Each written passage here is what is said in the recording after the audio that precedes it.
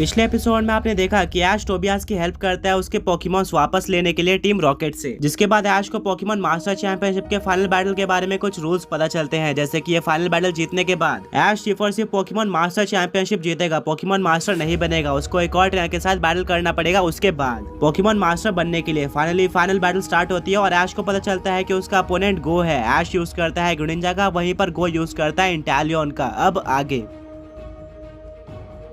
दोनों ही Pokemon hydro pump का use करते हैं और दोनों अटैक टकरा जाते हैं, जिससे किसी भी पोकेमॉन को डैमेज नहीं पड़ता है। गो अपने डायनामैक्स बैंड को निकालता है और वो अपने इंटालियन को जायगेंटामैक्स कर देता है जायगेंटामैक्स इंटालियन में, यानी कि ये अब एक जायगेंटामैक्स और बॉन्ड एवोल्यूशन पोकेमॉन के बीच में बैटल थी। ये बैटल काफी इंटरेस्टिंग होने वाली थी। ऐश अपने ग्रीनिंजा को डार्क पल्स यूज करने बोलता है, वहीं पर इसके काउंटर में गो अपने इंटालियन को जी मैक्स हाइड्रो स्नाइप यूज करने बोलता है, जो कि इंटालियन का सिग्नेचर जायगेंटामैक्स मूव है। दोनों अटैक टकरा जाते हैं, पर जी मैक्स हाइड्रो स्नाइप कहीं ज्यादा पावरफुल था डार्क पल्स के मुकाबले, जिसके चलते डार्क पल्स पूरी तरह से डिस्ट्रॉय हो जाता है और जी मैक्स हाइड्रो स्नाइप ग्रीनिंजा के ऊपर लग जाता है, जिससे ग्रीनिंजा शुरू में ही काफी डैमेज ले लेता है। गो बोलता है कि अभी हमें रुकना नहीं है, मैक्स स्ट्राइक अटैक का यूज करो। ग्रीनिंजा जमीन पे गिरा होता है और जायगेंटामैक्स इंटालियन मैक्स स्ट्राइक का यूज कर देता है, जो कि ग्रीनिंजा पर लग जाता है। इससे ग्रीनिंजा को डैमेज पड़ता है, साथ में उसके स्पीड स्टैट्स भी कम हो जाते हैं। ब्रॉक बोलता है कि तुम्हें कुछ ना कुछ करना होगा, वरना ग्रीनिंजा तो ऐसे काफी ज्यादा आसानी से हार जाएगा। ऐश बोलता है कि जायगेंटामैक्स फेनोमेना काफी ज्यादा स्ट्रॉन्ग है। गो बोलता है कि इंटालियन हमें रुकना नहीं है, एक और बार अपने सिग्नेचर जायगेंटामैक्स मूव यानी कि जी मैक्स हाइड्रो स्नाइप का यूज करो। इंटालियन बिल्कुल ऐसे ही करता है। इसके काउंटर में इस बार ऐश अपने ग्रीनिंजा को अपना स्ट्रॉन्गेस्ट मूव यानी कि जायंट वाटर शूरिकेन यूज करने बोलता है। ग्रीनिंजा एक काफी ज्यादा बड़ा वाटर शूरिकेन क्रिएट करता है और यूज कर देता है। दोनों ही अटैक टकरा जाते हैं। दोनों ही अटैक काफी स्ट्रॉन्ग थे, पर जी मैक्स हाइड्रो स्नाइप थोड़ा ज्यादा स्ट्रॉन्ग था, जिसके चलते वो वाटर शूरिकेन को ओवर पावर कर देता है और जाकर ग्रीनिंजा पर लग जाता है, जिससे एक और बार ग्रीनिंजा को डैमेज पड़ता है और वो जमीन पर गिर जाता है। वहीं पर दूसरी तरफ गो का इंटालियन अपने नॉर्मल फॉर्म में आ जाता है जी मैक्स फॉर्म से, क्योंकि 3 टर्न्स हो गए थे। अनाउंसर बोलता है कि गो के इंटालियन ने जायगेंटामैक्स फेनोमेना को पूरी तरह से यूटिलाइज कर लिया है, उसने ग्रीनिंजा को काफी ज्यादा डैमेज दिया है। अब ऐश और ग्रीनिंजा दोनों ही जमीन पर गिरे हुए होते हैं। सरीना बोलती है कि ऐश तुम्हें पहले खड़ा होना पड़ेगा, तभी जाकर ग्रीनिंजा खड़ा हो पाएगा।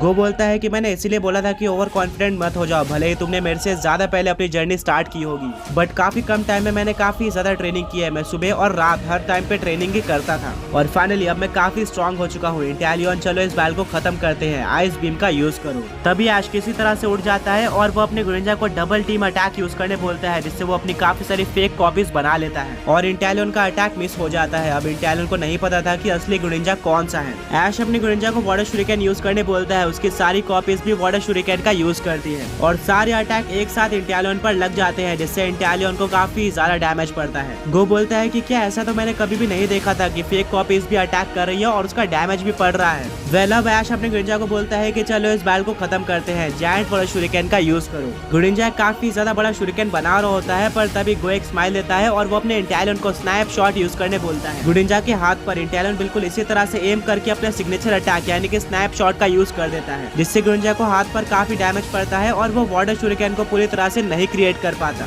ऐश को भी उस इंजरी का सेंस होता है। ऐश अपने ग्रीनिंजा को अब आइस बीम अटैक यूज करने बोलता है। इसके काउंटर में इंटालियन यूज करता है एक्वा जेट अटैक का। दोनों ही अटैक टकरा जाते हैं और एक्वा जेट कन्वर्ट हो जाता है आइस एक्वा जेट में और वो आकर ग्रीनिंजा को ही लग जाता है, यानी कि उल्टा ग्रीनिंजा को ही डैमेज हो गया। गो हंसने लगता है, बट वो नोटिस नहीं करता कि इंटालियन अभी भी जमा हुआ है, वो मूव नहीं कर पा रहा था। ऐश बोलता है ग्रीनिंजा यही मौका है, जायंट वाटर शूरिकेन का यूज करो। ग्रीनिंजा बिल्कुल ऐसे ही करता है और वो इंटालियन के ऊपर अटैक कर देता है, जिससे इंटालियन को काफी ज्यादा डैमेज पड़ता है और वो हार जाता है। वहीं पर ग्रीनिंजा भी काफी वीक हो चुका था, वो काफी थक कर नीचे गिर जाता है और वो भी हार जाता है, यानी कि ये बैटल एक टाई थी। दोनों ट्रेनर्स अपने अपने पोकेमॉन को पोकेबॉल के अंदर वापस बुलाते हैं और बोलते हैं कि तुमने काफी अच्छी बैटल करी और अब दोनों ट्रेनर्स अपना सेकंड पोकेबॉल निकालते हैं। गो बोलता है जाओ एप्सॉल, वहीं पर ऐश बोलता है जाओ सेप्टाइल। दोनों ही काफी ज्यादा स्ट्रॉन्ग होइन पोकेमॉन्स थे। बैटल स्टार्ट होती है और ऐश अपने सेप्टाइल को लीफ ब्लेड यूज करने बोलता है, वहीं पर एप्सॉल यूज करता है नेट स्लैश का। दोनों ही अटैक टकरा जाते हैं और किसी भी पोकेमॉन को डैमेज नहीं पड़ता।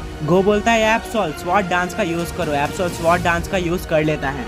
ब्रॉक बोलता है कि अब स्वॉर्ड डांस अटैक के चलते एप्सॉल के अटैक स्टार्ट बढ़ गए हैं, उसके अटैक और ज्यादा डैमेज देंगे। ऐश अपने सेप्टाइल को एक और बार लीफ ब्लेड अटैक यूज करने बोलता है, वहीं पर गो भी अपने एप्सॉल को एक और बार नाइट स्लैश यूज करने बोलता है। दोबारा से दोनों अटैक टकराते हैं, बट इस बार नाइट स्लैश लीफ ब्लेड को ओवर पावर कर देता है और सेप्टाइल को डैमेज पड़ता है। ये देखकर ऐश काफी शॉक रह जाता है। ब्रॉक बोलता है कि यह स्वॉर्ड डांस का असर है। गो बोलता है एप्सॉल एक और बार स्वॉर्ड डांस अटैक का यूज करो। एप्सॉल बिल्कुल ऐसे ही करता है और उसके अटैक स्टैट और भी ज्यादा बढ़ जाते हैं। अब एप्सॉल यूज करता है मेगाहॉर्न अटैक का, जिसको सेप्टाइल एजिलिटी का यूज करके डॉज कर लेता है और एप्सॉल के पीछे से लीफ ब्लेड का यूज करता है, जो कि एप्सॉल को लग जाता है और एप्सॉल को डैमेज पड़ता है। अब गो अपने एप्सॉल को परसूट अटैक यूज करने बोलता है। वहीं पर ऐश अपने सेप्टाइल को फ्रेंजी प्लांट यूज करने बोलता है, जिससे जमीन से काफी सारे रूट्स आते हैं जिनमें एप्सॉल फंस जाता है और उसको डैमेज पड़ता है। ऐश बोलता है कि सेप्टाइल यही मौका है, एनर्जी कलेक्ट करके सोलर बीम का यूज करो। सेप्टाइल एनर्जी कलेक्ट करना स्टार्ट कर देता है। वहीं पर गो अपने एप्सॉल को साइको कट यूज करके उन सारे रूट्स को कट करने बोलता है। एप्सॉल बिल्कुल ऐसे ही करता है और वो रूट से बच जाता है और सेप्टाइल के ऊपर साइको कट यूज करने आता है। इतने में ही सेप्टाइल सोलर बीम का यूज कर देता है, जो कि काफी क्लोज रेंज से एप्सॉल के ऊपर लग जाती है और एप्सॉल वॉल पर जाकर टकरा जाता है, जिससे उसको काफी ज्यादा डैमेज पड़ता है। किसी तरह से वो दोबारा उठता है, पर इतने में ही सेप्टाइल एक और बार फ्रेंजी प्लांट अटैक का यूज कर देता है, जिसमें एप्सॉल फंस जाता है और फाइनली लीफ स्टॉर्म अटैक का यूज करके सेप्टाइल एप्सॉल को डिफीट कर देता है। यानी कि अब गो के 2 पोकेमॉन हार चुके थे, वहीं पर ऐश का सिर्फ और सिर्फ एक पोकेमॉन डिफीट हुआ था।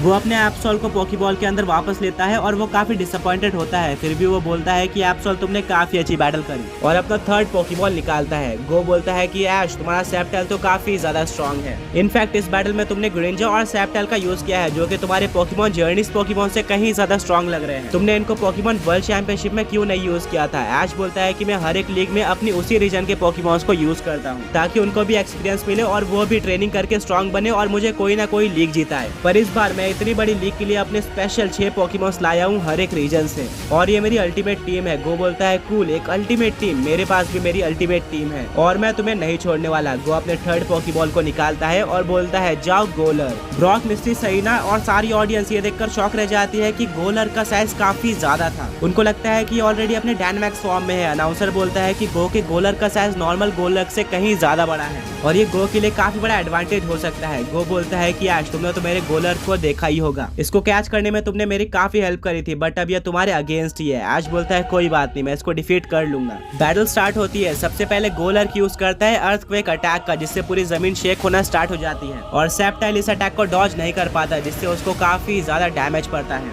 ऐश अपने सेप्टाइल को फ्रेंजी प्लांट अटैक यूज करने बोलता है, जिससे जमीन से काफी सारे रूट्स आते हैं और वो गोलर को ट्रैप करने की कोशिश करते हैं, पर गोलर का साइज काफी ज्यादा बड़ा था, जिसके चलते वो रूट गोलर को ट्रैप नहीं कर पाते और उसको डैमेज भी नहीं दे पाते हैं।